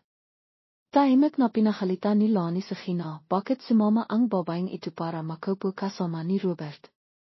Sa buong paglalakbay, inalahan si Lani ni mertemang ng husto. Minsan kapag nakatilok siya sa kanayang balikat, mahinaon din niyang pinatong ang kanayang ilo, nahiya siyang makisang sa balikat ni mertemang. Patiloy na nakikipagpalitan sa Ginang makaupinayon sa profesional kasama si Robert at halos nakalimitan ang kanayang kaibigan. Pagdating nila sa silid, nagkaroon silang oras para mag-isap. Iminengkay ni Lani, bikas doon ka na lang imipo. Sa kasalahat, hindi ako ganong komportable doon. Alam mo iyan, madalas akong nakakatilok kapag nakmamaniw, hindi maganda na matilok lang sa balikat ng isang estrangero. Sa biyaring ito, bitawan mo ang iyong ihali. Sinasabi mo iyan ng madali, nakbibiro lang ako bikas pipinta. Ako para imipo sa iyong lugar, ayos ba yan? Makakalit na talaga ako, iniwan ako ni Ginan ngayon kaya nagkaroon pagkakataong kimiyang litrato ni mertemang para sa makakandang baba. Pachtating gabi pilot ilit na pinanood na mertemang ang larawan ni Lani. Dito nakatiloch na nang mahimbing si Lani, hindi niya alam na may tong palihim na tinitingnan ang kanayang larawan. Kinabikasan, limapit sa kina kay Lani at sinabing, "Pamanan, maaari ba akong imipu kasama ni Lani?" May gustong sabihin si Robert sa yayo. Napilitan sa mertemang na limipat ng ipuan. Nakaramdam ginawa si Lani.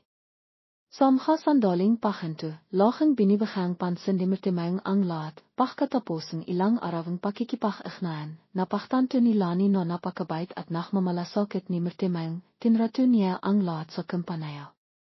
Nang dumating sila sa buo, mas naging bigas siya sa kanaya, habang nakisap, mas madalas din siyang ngumiti. Nakaramdam sa mertemang kawa sa kanayang peso, hindi pa niya nakikita ang kanayang masayang hitsira, ngumingiti siya na parang taksibo. Mas maul niya siya, nakpasaya siya na kapag nakabalik na siya ay papayag niya ang kanayang pagmamahal sa kanaya. Nang iminto sila sa dafo, naging mas malalim ang pagmamahal niya para kay Lani, hindi na niya makapahintay, kaya sinabi niya ang kanayang pag-ibig sa kanaya. Nang malapit nang lumibok ang araw, ang bawat sinakang hapon ay payat, ang simuing dagat ay malamig, sa mertemang at Lani ay sabay na naklalakad sa dalampasigan, ginawa siyang matalino na malinot sa kanaya. Bigla, lumut siya sa kanayang harapan at sinabing, "Lani, alam kong matanda na ako, nagkaroon din akong asawa at 3 anak, maraming pagkakaiba sa ating pagitan, bata ka pa at napakaganda, tiyak na maraming mahabol sa iyo. Ako naman halos 60 na ako. Alam kong hindi ako karapat-dapat sa iyo, ngunit hinihiling ko sa iyo na bigyan mo akong pagkakataong alahan ko. Tanggapin mo akong maging kasintahan mo." Sa pamamagitan maraming pakisap, nakita rin ni Lani na mayroon siyang pagtingin kay mertemang dal palagi siyang espesyal sa kanaya, ngayon naktapat siya sa kanaya kaya nakilihan siya. Natatakot siyang masaktan siya kaya pinili niyang tumanggi, napakabilis ng pangharing ito, napakabigla. Itinitiring lang kitang kaibigan, pinaalahan kita dal napakabait mo, nakakaintindihan tayo, lalo na't pareho tayong may pasakit sa pag-ibig. Kahit na kanuan, hindi natin dapat malito at pinan ang isa't isa. Pamanan, hindi rin ako isang boba na gustong-gusto ang katanayahan, alam ko lang ang katayan, sana maintindihan mo, mas angkop tayong maging magkaibigan. Alam kong gusto mo rin ako, bakit mo kailangang lukuin ang iyong sarili?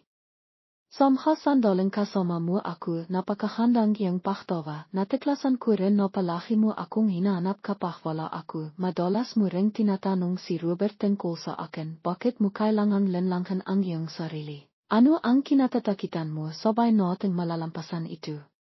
Hindi kailanman tatanghap ang aking kamahalang, mas matanda ka pa sa aking ama. Mas mabiti pang sumiko ako sa simila para hindi ako malok sa pagmamahalan, natatakot akong harapin ang sakit.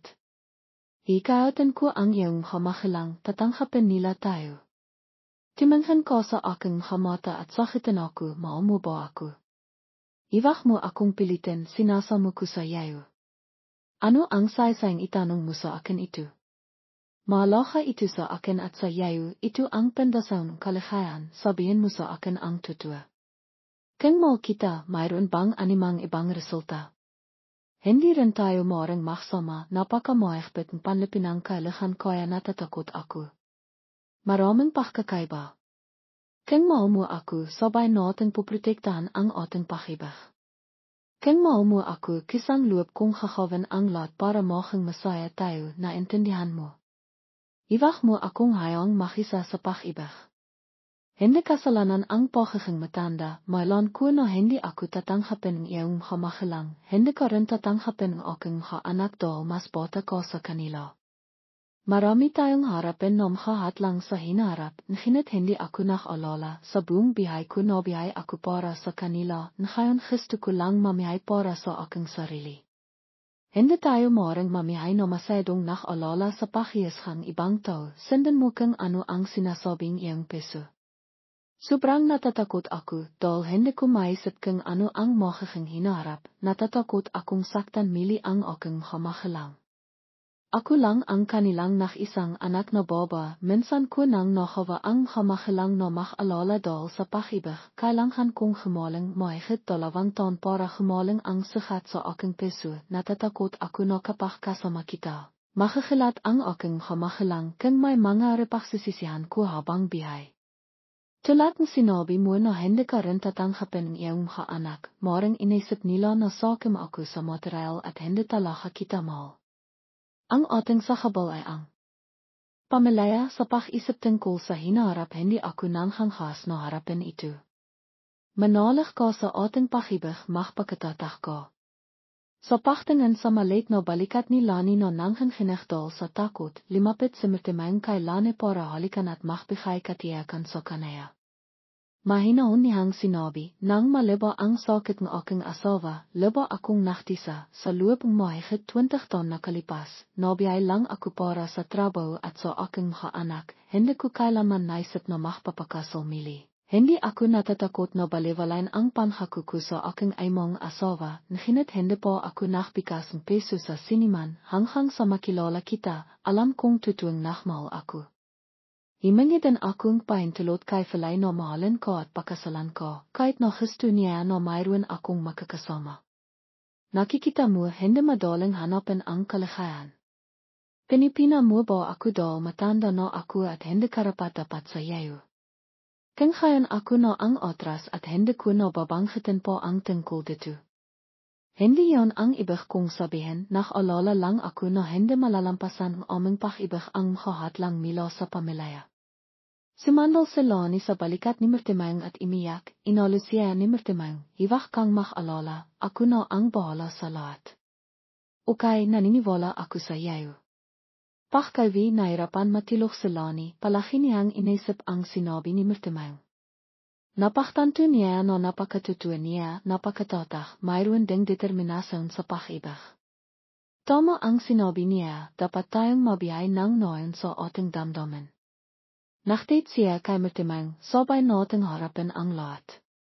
Natitiwa ako, salamat sa iyo. Upisail na naktit ang dalawa. Pagkatapos ng 3 buwan na magkasama, imiwi si Lani para himinging pahintulot sa kanayang kamakilang, mayroon na akong nubayo, nakakakilala na kaming halos 7 buwan, pareho kaming nakakaintindihan. Gusto kong himinging pahintulot sa inayo na papuntahin siya para makilala niyo. Tiwang-tiwa si Aling Ama nang marinig ang balita na mayroon ng nubayo ang kanayang anak na baba, tinanong niya si Lani, sino siya? Ilang taon na siya? Saan siya nakatira? Ano ang kaniyang ihali? Timingan sa mangbert sa kanayang asawa at gustong malaman ang manlilihawang kanilang anak na baba, pinayahan niya siya, dahan-dahan lang, sasabihin sa iyo ang iyong anak, hindi ka dapat magmadali. Limangon sa mangbert sa kanayang anak na baba at nagtanong, sabihin mo sa amin ang ilang detalye tungkol sa kanaya. Nakisip si Lani, mas matanda na siya, kung sasabihin ko sa mga makilang ko, akat nilang pagpabawalan, hindi na rin niya makakaroon pagkakataon na pintahan sila para himinging pahintulot. Pag nakilala niyo na siya, malalaman niyo ang lahat. Kung ngayon, imbitahan mo siya sa katapisan ng linggo para kimain.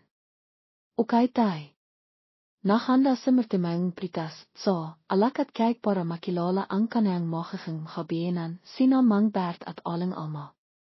Nang iminto ang kotse ni Mirtimang sa bakirang bahay, bumaba si Lani sa kate para salubungin ang kanayang nubayo. Sabik sa Mangbert na makilala ang kanayang mahal na manihang. Dala ni Mirtimang ang lahat ng regalo nang pimasok siya. Nang pimasok siya sa bahay para batin ang kamakilang ni Lani, nakilat ang kamakilang niya, nawala ahat ang ngiti sa kanilang labi, malinaw na limitaw sa kanilang mukha ang pagkabala. Ang kapaligiran, pagpipilong ay kasing sikip ng isang string. Sinibikan ni Mangbert na magpakitang pakalang ipang patilian siya, mayroon kang ilang regalo para sa amin, imasa ako na tatanggapin mo ang mga ito para pasayain kami. Salamat sa iyong kabaitan, hindi kailangang mohang malayo sa iyo. Tananghan kita, sana sumahot kang tutwe, ilan ka taon na? Puwa malapit na akong mag-60 taong lang. Nakilat si Aling Ama, mas matanda po sa kanaya ang nubayong kanayang anak na baba. Sinibikan paring ki mama se mang Bert nach patiloisia, Myroon kan no bang Pamelaya.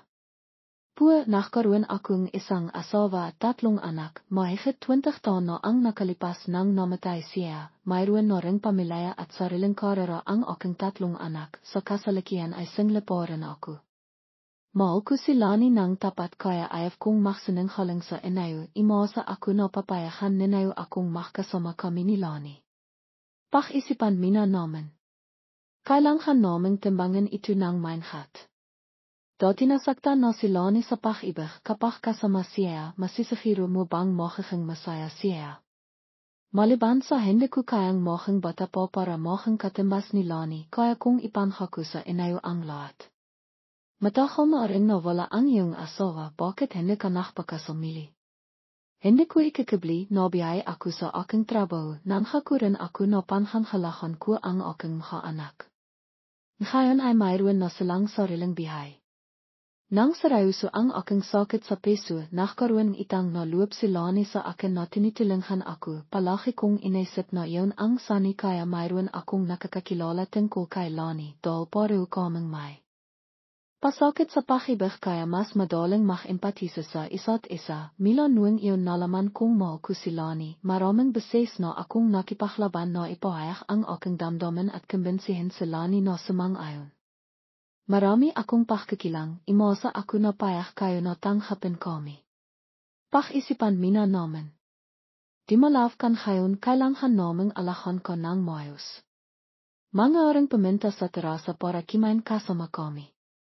Sa mesa biglang bimagat ang hangin, lalo na't si Aling Ama ay hindi nagsalitan kahit isang salita, binahan lang ni Mang Bert ng alak ang kanayang manihang. Nahinat ang bawat partido ay natapos, nang imalis sa mertimang, himinga ng malalim ang hamahalang ni Lani na sinibikang tigilan ng matagal na panahon, nabigo silang lahat, naging napakalangkot. Sinabi ni Aling Ama sa kanayang asawa, ano ang isipin mo? Ano ang iyong inaisip? Nang marinig ang tanong ni Mang Bert, hindi natiwa si Aling Ama, ahat siyang nakalit, tinanong kita, tinanong mo ako pabalik, ano ang ibig sabihin nito? Wala nang iba, hindi ko alam kung ano ang isipin ko. Ang malaga ay nakmamalan at tinanghap na siya ang ating anak, animan ang isipin ko ay hindi ko babahiin iyon. Kailangan bang panurin natin ang ating anak na baba na magpakasal sa isang matandang lalaki na kadating kanayang ama? Pagkatapos ay tutiyan at kakawantayang katatawanan ng ating hakamag-anak, paano siya mabibihay ng masaya? Hindi ko na kailanman makikita ang siniman. Hindi ka nakakamali, ngayon kimilos tayo at iwag pimayak dito. Kung ngayon, susuko kaya siyang makipagrelasyon kay Mertimang. Alam mo na ang ihaling ating anak, bihira siyang mahalan, nahinat kapag mahal niya, nabibihay at namamatay siya para sa pag-ibig, nakikita ko na hindi natin mapipigilan ang kasal na ito. Kung ngayon tatanggapin mo na lang ito. Paano ako magpapasiya? Kailangan bang ngayon ko siyang makisa sa kanayang kasal ng walang kamag-anak? Siya ang iyong anak na baba, binabaliwala kita, mas masakit sa akin ang mundo, bakit ako naktirisa? May alam ba kayo tungkol dito? Alam ko na si Lani ay napakalawak, bakit naman siya magmamahal sa isang matandang lalaki? Alam mo ba kung ano ako nasasaktan at kinakaya? Si Lani ay kasama ang kanayang kasintahan sa labas, hindi niya alam ang pagkabigo at pagtirisa na tinis ng kanayang hamahalang. Pagbalik niya, nakupo na ang kanayang hamahalang sa sala at naghintay. Sumidirekta sa Mang Bert sa paksa, sobrang maalmo siya, tama ba? Opo tay. Kailangan mo bang pakasalan ang lalaking iyon? Opo. Bakit po ninayo ako tinatanong ito? Sinabi ni Aling Ama, hindi mo ba nakita ang labis na pagkakaiba sa edad? Naintindihan ko ang iyong ibig sabihin, maraming beses ko na ring nakipaglaban at gustong sumiko sa pagmamahal na ito, sa hili ay hindi ko pa rin nagawa. Ang pakikipagrelasyon ko sa kanaya ay hindi basta-basta pag-isip, nararamdaman ko ang kahalakan kapag kasama siya, imasa ako na pagpapalain ninayo ako, kung ngayon ay lubos akong nagpapasalamat. Wala nang ibang nasabi sa Mang Bert maliban sa katahimikan, alam po rin niya na ang kanayang anak na baba ang nabibihay sa kasal na ito, hindi niya gusto ang kanayang manihang hinit, hindi niya hayang mawala ang kanayang anak. Malungkot na sinabi ni aling ama, mayroon siyang 3 anak, hindi ka ba natatakot na magkaroon sitwasyong madrasta, anak na hindi makasundo? Paano ka mabibihay sa hinala at kami? Mapuprotektahan ka niya ng tilihan. Laba akong nakaalala makapagkatatak ko. Bata ka pa at makakaroon ka pa rin isang taong makakristiyan mo, hindi na kailangang ilakay ang iyong bihay sa isang balagtot na pag-ibig. Hindi pa kasama ang katotohanan na siya ay isang negosyanteng labang matagumpay, hindi ka ba natatakot sa mga masasakit na salita? Nanay ko, naisip ko rin ang habahay na iyon, natakutin ako, hindi ako makatilok sa maraming hobby, ang pagmamahal niya ang nagbigay sa aking lakas ng loob at lakas ng loob. Nabibihay ako para sa aking sarili at hindi ipangpasayan ang lahat, imasa ako na naintindihan mo ako. Nawala na si Sonay, napakahirap para sa akin na buksan ang aking puso para mahalin ang ibang tao, ayaw kong mawala ang kaligayahan mili. Parang imayak ang mag-ina. Nakita ni Mang Bert na kung itutuloy pa nila ang isapan, magiging mas mahilo, pinayahan niya ang kanayang anak na baba, bimalik ka na sa iyong silit, mag-alala rin kami sa iyo, imasa lang kami na magiging masaya ka. Natatakot lang kami na ang hahat lang sa kasal ang pipigil sa iyo, imasa ako na maintindihan mo kami at mag-isip ng mabiti. Okay tay, alam ko na. Bimalik sa Mang Bert sa kanayang silit na nakaiha sa kanayang mga braso at naisip.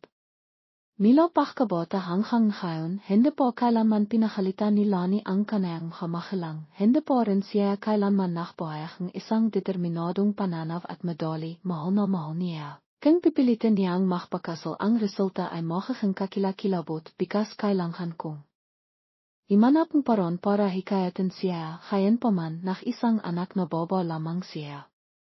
Si aling ama ay nakaiha sa kama, nasisinok ang kanayang puso, naisip niya na hindi niya matatanggap ang pagmamahalan ng kanayang anak na baba, hindi kailanman nak-ekspektang animang mahisay. Imasa lamang na ang kanayang anak na baba ay magiging masaya na katilat maraming tao, bakit hindi niya inisip ito kapag naktisa siya sa kanayang inang pag-ibig o bakit nakakaroon mga desisyon na nakmamadali tulad nito?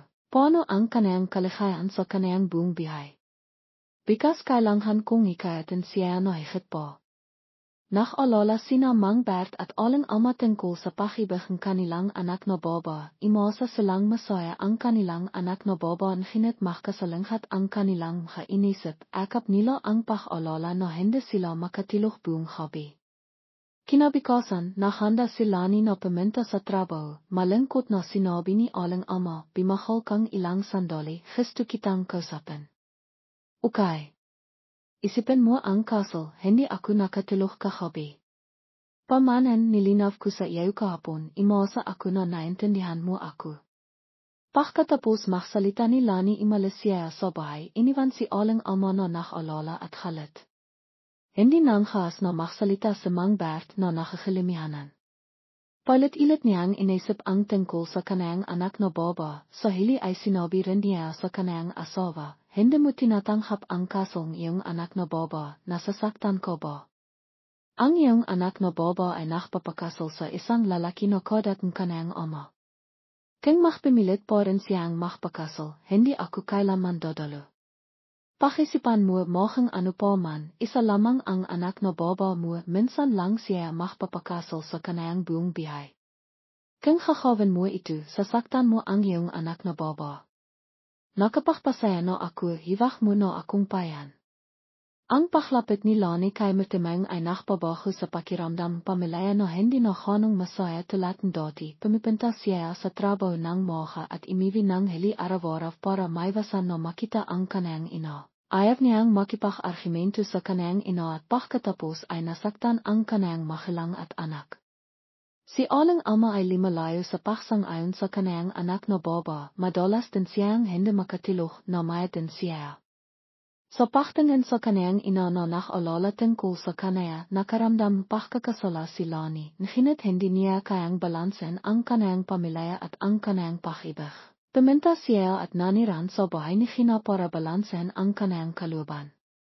Pagkatapos di malaf sa bahay ni Lani, tinawahan ni Mirtimeng ang kanayang anak na bimalik, ipinayag niya, magpapakasal na ako, imasa ako na pagpapalain ninayo ako.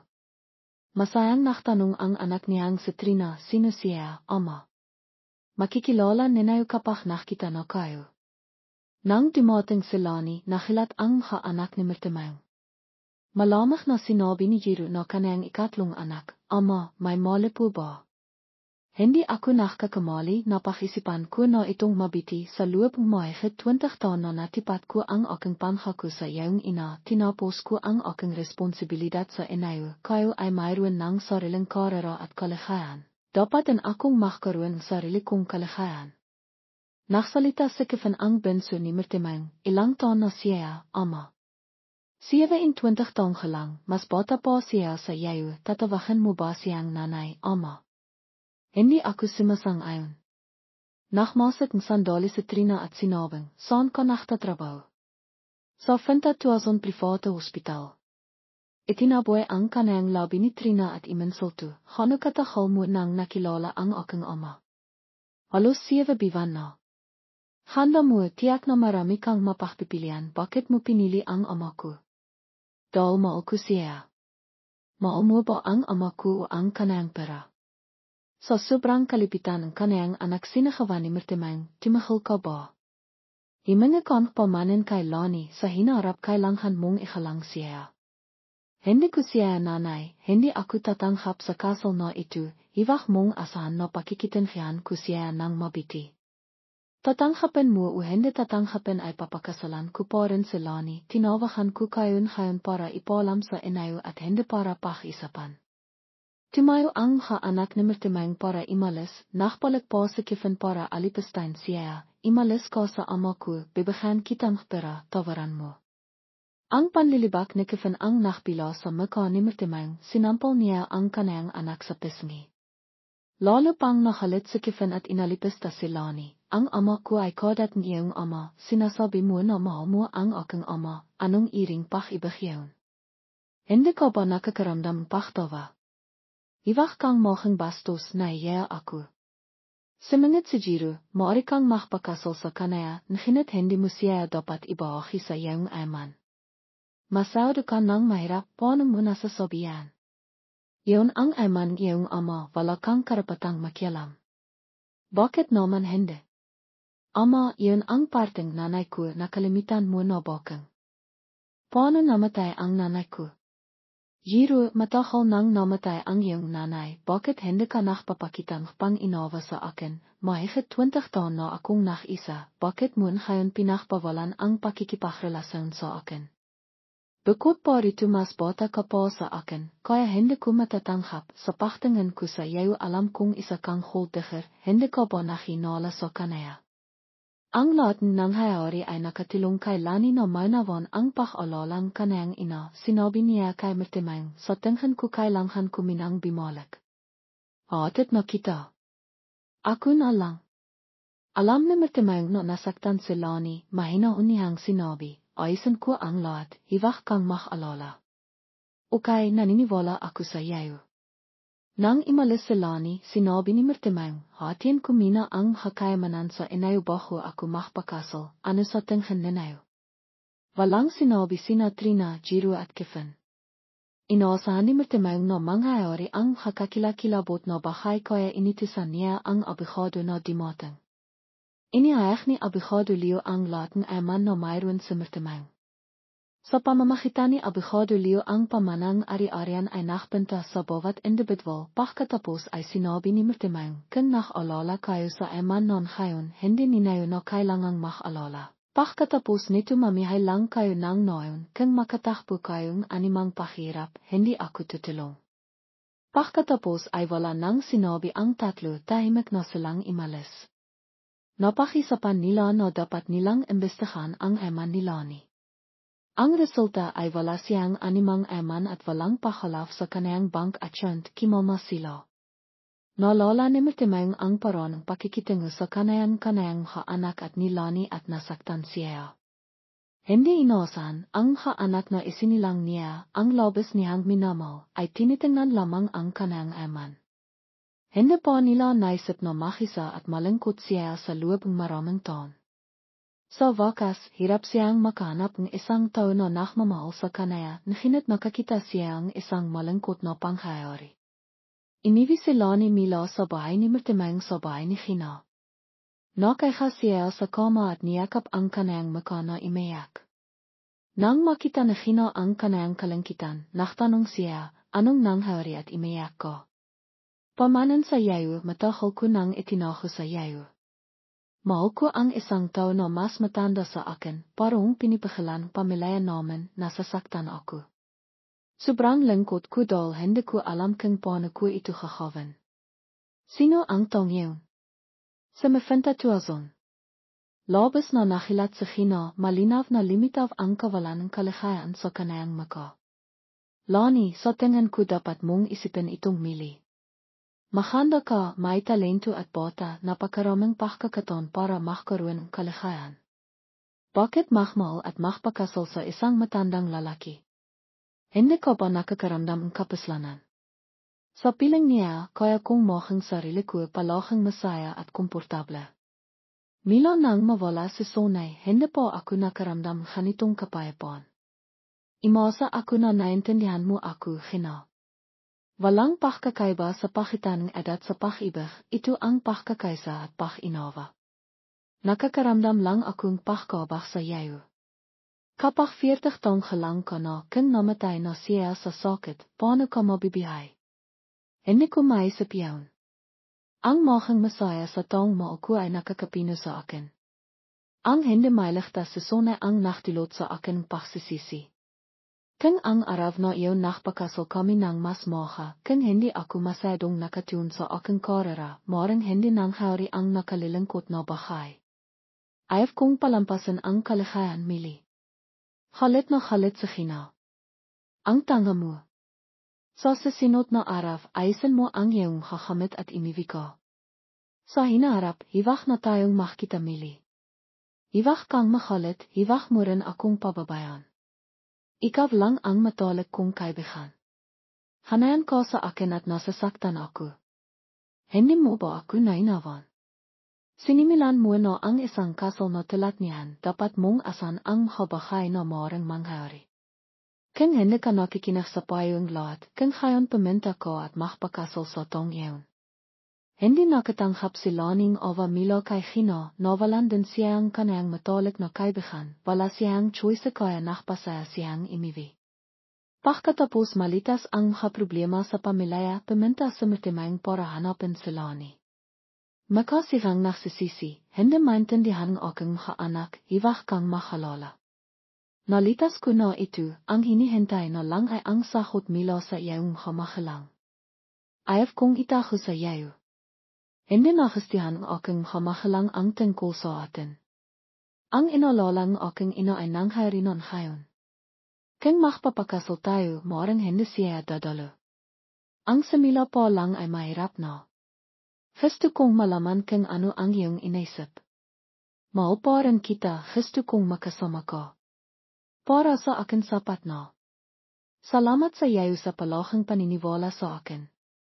Pagkatapos ng isang biwan, nahanap ang kasal ni Lani at ni Martimang. Hindi ganong karami ang mga. Panahin dahil ayaw ni Lani na mahang maliw.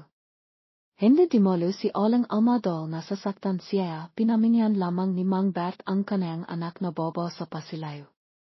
Hindi rin dimalo ang mga anak ni Martimang. Handang tanghapin ang habrida at gruwam, kaya hindi na sila ganong nakilat.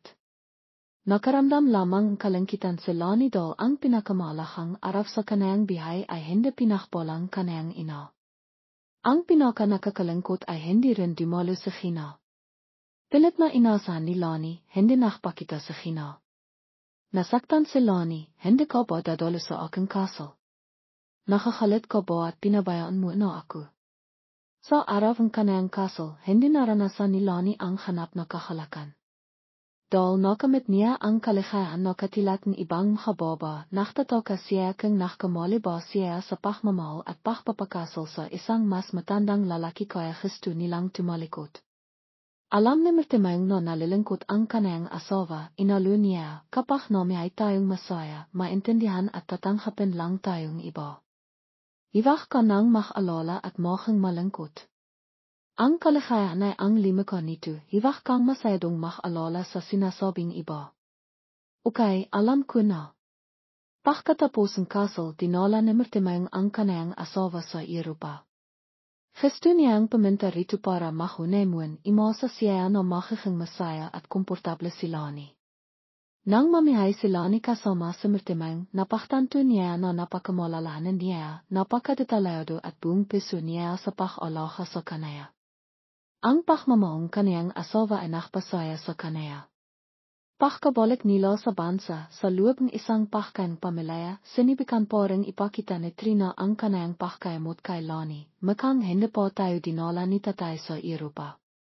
Sinabi ni Jiro, sabihan mo ang asawa mo na dalan ko. Mayroon akong asawa. Ipinakita ni Kevin ang isang walang pakialam na ekspresyon. Ano ang pakiramdam mo sa inang pagdating mo sa Europa, Lani?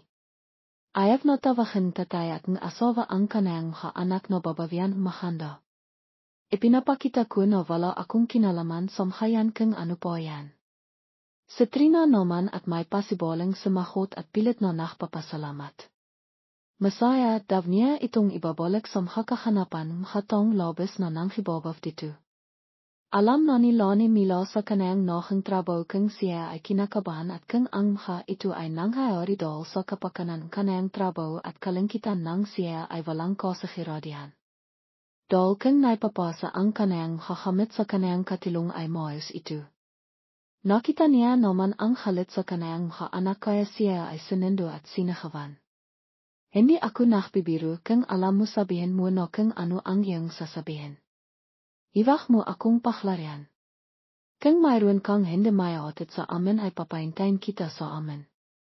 Naksalita ako sa asawa ko sabihin sa yayo na mahal kita, gusto mong makiwi para makatilong sa mga nakakasakit dahil ako ay nalilingkod sa inayo. Mas gusto kong timahildian iwag na ninayong balikan. Hindi natitiwala na lamang ang mundo dahil ako ay magiging malakas para sa inayo at babawian ako sa mundo para makasama ko at hindi na magsasayang po. Nangyari kay Lani na sa kanuang araw na siya ay malungkot at hindi kayang kontrolin ang asawa dahil siya ang may panghalanduan at makapagpasaya at makapagpakain sa aking kalangkitan dahil nakakayang kanayang mga anak. Nangyari yun dahil hindi makaya ni Lani ay limabas at hinanap si Lani nakita ni Lani at inabot niya doon ang hananap niya at si Lani ay natiwa dahil sa pagmamalasakit niya kay Lani.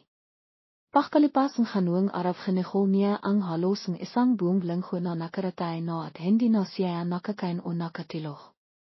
Nahanap na lamang siya doon dahil mayroong timawag sa telepono niya at dahil nga doon ay patawag doon ang tong naklilinis doon.